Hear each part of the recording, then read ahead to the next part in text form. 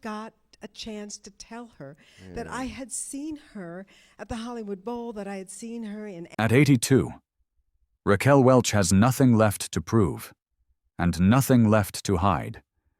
So when she was asked which Hollywood men she secretly wanted to sleep with, she didn't blush. She didn't hesitate. She laughed. Then she gave an answer only Raquel could deliver, bold, teasing, and brutally honest. This wasn't the confession of a scandal seeker. It was the unfiltered truth of a woman who had lived through the golden age of Hollywood and knew exactly what kind of man could make her pulse race. For Raquel, attraction was never about abs or jawlines. It was about presence, confidence, danger, the kind of masculine energy that could fill a room without a single word. And at the very top of her list, the first man who came to mind was someone who defined that silent power better than anyone. Because Raquel's story begins with one name: Clint Eastwood. Clint Eastwood was the first name Raquel Welch uttered without a single moment of hesitation. And the reason was simple. Clint wasn't just handsome. He possessed the kind of quiet, dangerous masculinity that didn't need an introduction. When Clint Eastwood walked into a room, conversation stalled, energy shifted, and every eye, men and women alike, looked up. Raquel had acted with dozens of powerful men, but Clint was something different. He embodied the type of man who could make a woman's heart race with nothing more than a glance. Raquel always said Clint had a stillness that was louder than any dialogue. He didn't flirt with words. He flirted with silence. His confidence wasn't boastful or loud. It was calm, controlled, almost predatory in the way it drew you in. Women could sense the danger, the edge, the intensity simmering just beneath his stoic exterior. On set or at industry events, Clint would often sit quietly, observing everything. Then, he'd say one sharp, perfectly timed sentence, usually with that low, gravelly voice, and suddenly the entire room belonged to him. Raquel remembered one moment when Clint told her, "That was the one," after a film take, and she admitted that single sentence stayed with her for decades. He wasn't trying to seduce anyone. He didn't have to. Clint Eastwood was seduction.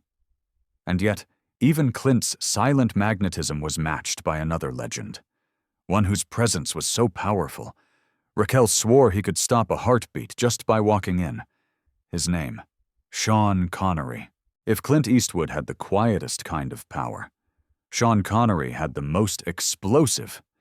When Raquel Welch spoke about Sean, she didn't just smile, she glowed. There was something primal about Sean, something unquestionably male that no acting class on earth could ever teach. He didn't play James Bond. He was Bond. Raquel said that Sean Connery had one of those rare presences that made a woman straighten her posture without even realizing it. His Scottish baritone alone could melt steel. But it wasn't only his voice, it was the way he carried himself. Sean walked like a man who feared nothing, wanted everything, and knew exactly how to get it. What Raquel loved most was that Sean's masculinity didn't rely on arrogance. He didn't strut, he didn't brag. He simply existed with a confidence so natural it felt genetic. She recalled that when Sean entered a room, conversations didn't pause. They collapsed. People didn't whisper. They stared, and instead of soaking up the attention, Sean remained unfazed, almost amused. He had a wicked sense of humor too, dry, sharp, the kind of humor that comes from intelligence and experience. Sean wasn't just sexy, he was smart. And he treated Raquel with genuine respect, always speaking to her as an equal, never as an accessory. To Raquel Welch, Sean Connery represented manhood at its peak, dangerous, elegant, and unforgettable. But the next man wasn't defined by danger. He was defined by kindness. He didn't command a room, he calmed it. His name was Paul Newman. Paul Newman was the kind of man who didn't need intensity or bravado to captivate a woman.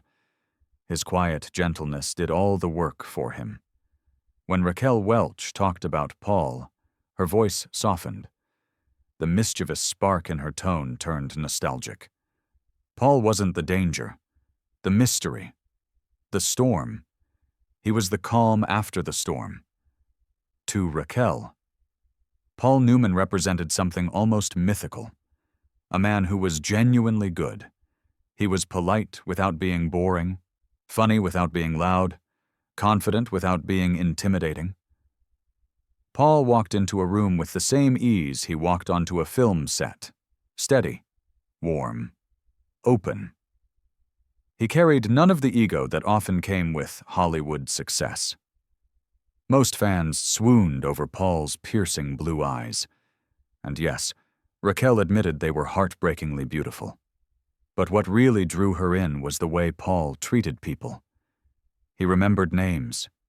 He asked questions. He listened. And when he laughed, soft, genuine, unforced, Raquel said it felt like sunlight bending around you. He had a calming presence that made stress dissolve.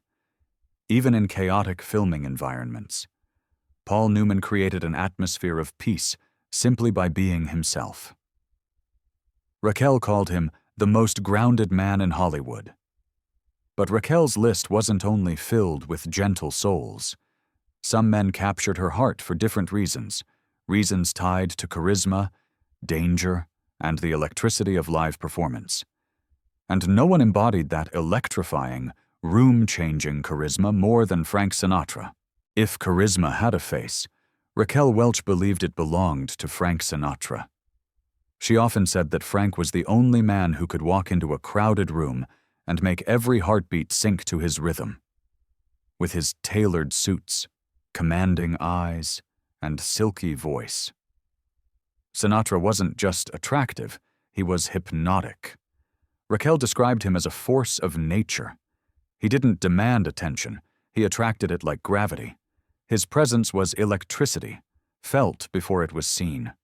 Women turned, men straightened their jackets. Even the air felt different when Frank Sinatra arrived. But what made Frank truly dangerous was his emotional depth. He could sit at a piano, play a single chord, and suddenly the whole room belonged to him.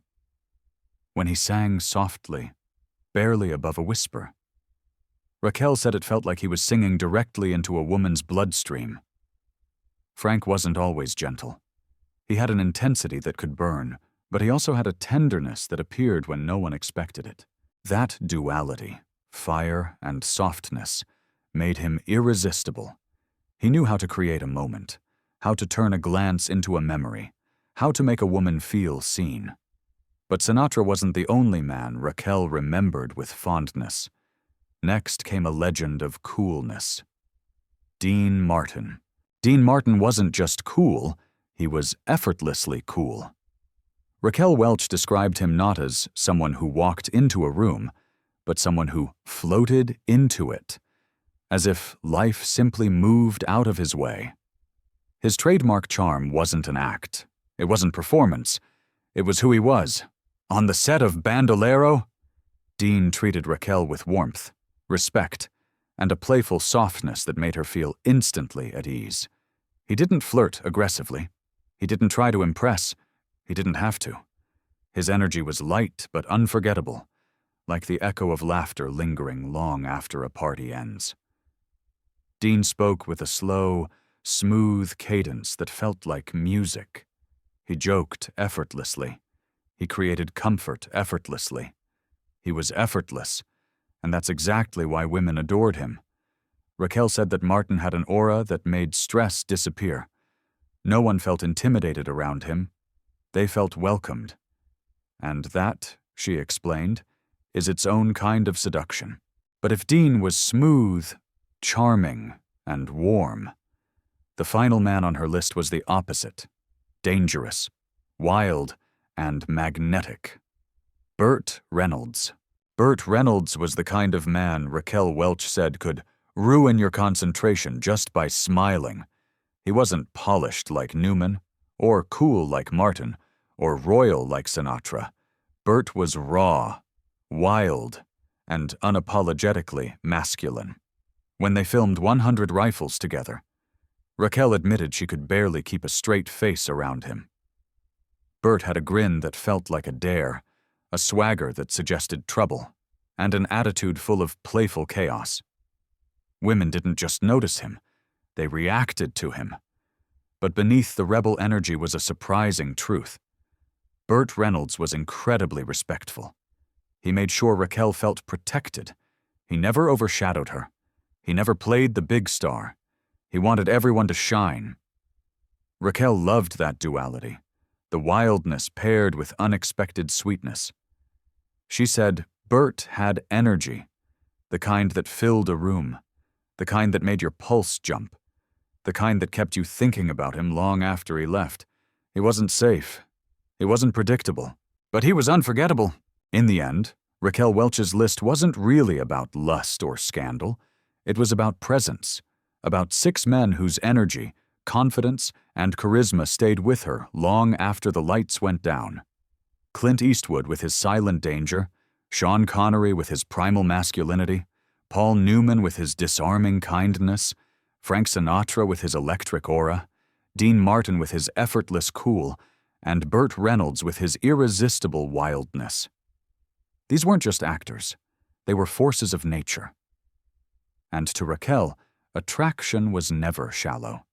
It was spiritual, emotional, instinctive. She wasn't praising their looks. She was honoring the way they made her feel, the way they commanded a room, the way they turned ordinary moments into unforgettable ones. At 82, Raquel didn't blush when she confessed her crushes. She smiled. Because these men didn't just shape Hollywood, they shaped her memories of it. And in her laughter, her honesty, and her boldness, one truth shines through. Real attraction isn't about perfection, it's about presence. And these 6 men had it in a way no one else ever did.